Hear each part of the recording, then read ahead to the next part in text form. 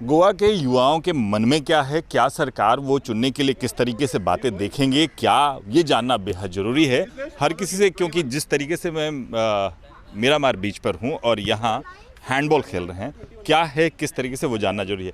गोवा की सरकार चुनने में आप लोग क्या देख रहे हैं, किस तरीके से सरकार चुनेंगे?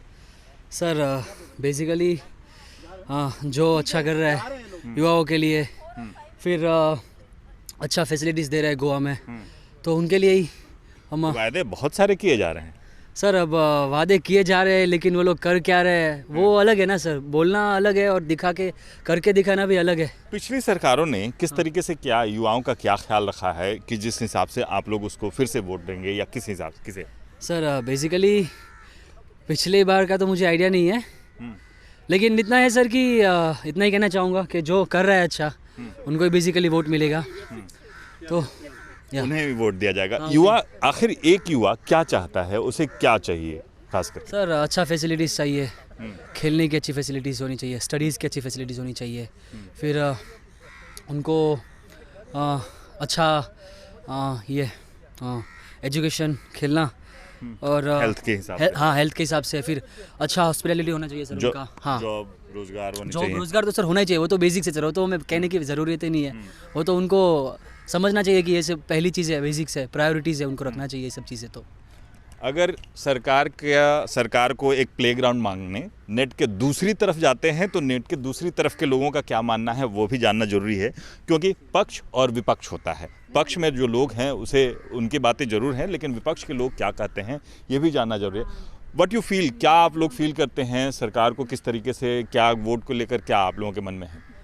तो ये जो मुलेम में हो रहा है वो 3 प्रोजेक्ट, उसको तो पक्का देखना, वो बंद करना पड़ेगा पक्का। वो पूरा गोवा को डिस्ट्रॉय करने वाला है और ये वो गोवा के लिए नहीं है। माइनिंग को लेकर बराबर लोगों के मन में रहता है, क्या माइनिंग को लेकर लोग अभी तक ही, अब माइनिंग शुरू हो या ना हो, इस बात को लेकर भी मुद्दा बन सकता है? तो अगर वो माइनिंग करने वाले हैं तो वो ठीक से करना चाहिए, क्योंकि वो सुप्रीम कोर्ट ने 2012 में बंद किए थे सब माइनिंग, क्योंकि सब इलीगल था, तो वो सब चलना नहीं चाहिए।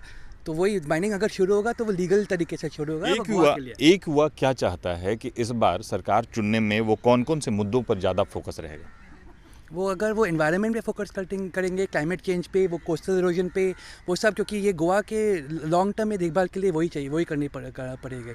कि अगर शॉर्ट टर्म चीज़ नहीं चाहिए, लॉन्ग टर्म में गोवा का देखभाल के लिए एनवायरनमेंट और क्लाइमेट फर्स्ट आना चाहिए। कई लोग वायदे कर रहे हैं, क्या वो वायदे पूरे कर पाएंगे क्या? हम वो देखेंगे, अगर चुनाव आएगी अगले हफ्ते हम सब वोट करेंगे, उसके बाद देख लेंगे कि कौन कि जो सच बोलते हैं कौन झूठ बोलते हैं, वो देख लेंगे। पूरा गोवा पोस्टरों से भरा पड़ा है, हर कोई अपने अपने वायदे कर रहा है। क्या जो नई पार्टियां आई हैं, जो कि 2 नई पार्टियां यहाँ मैदान में कूदी हैं, तो क्या वो वायदे पूरे कर पाएंगी क्या? हम वो देखेंगे, अगर वो पक्का कि गोवा का पॉलिटिकल क्लाइमेट तो पक्का चेंज हुआ। तो हम तो पहले कलकत्ता में भी रहते थे, तो हम तो टीएमसी का देखे हैं वहाँ, यहाँ आकर कांग्रेस और बीजेपी का दोनों देखे हैं, तो हम देख लेंगे। हम यहाँ तो 10 साल हुआ गोवा में, 10-15 साल से ज़्यादा हो गया अब।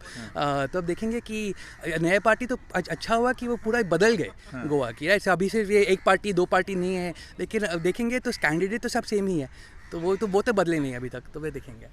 जिस तरह से वॉलीबॉल की टीम होती है, उसी तरह से रेस, स्मैश, वो सारी चीज़ें होंगी। यानी गोवा में एक बार फिर से पॉलिटिकल पूरी तैयारियां भरपूर हो चुकी हैं। नेट के दूसरी तरफ के वही तैयारियां हैं, और एक बार फिर से रेस और स्मैश होगा।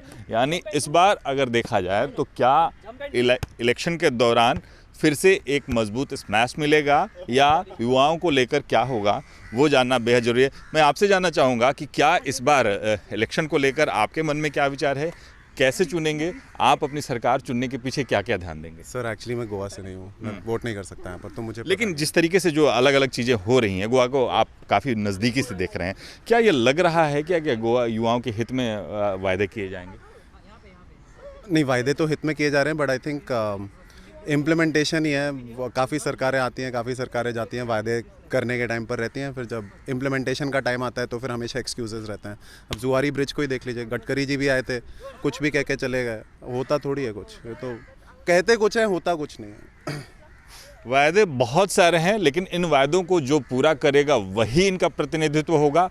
क्या एक बार फिर से वो ठगे जाएंगे, या यूं कहें कि वायदे पूरे करने वाले केवल वायदे ही रह जाएंगे? ये जरूर हर किसी के मन में है, और युवा यही चाहता है कि जब तक ये वायदे पूरे ना हो तब तक उन्हें एक सुदृढ़ सरकार नहीं मिल पाएगी और यही चाहते हैं कि एक बार कम से कम सुदृढ़ सरकार मिले। कैमरामैन शाहिद के साथ राजीव रंजन सिंह, APN गोवा।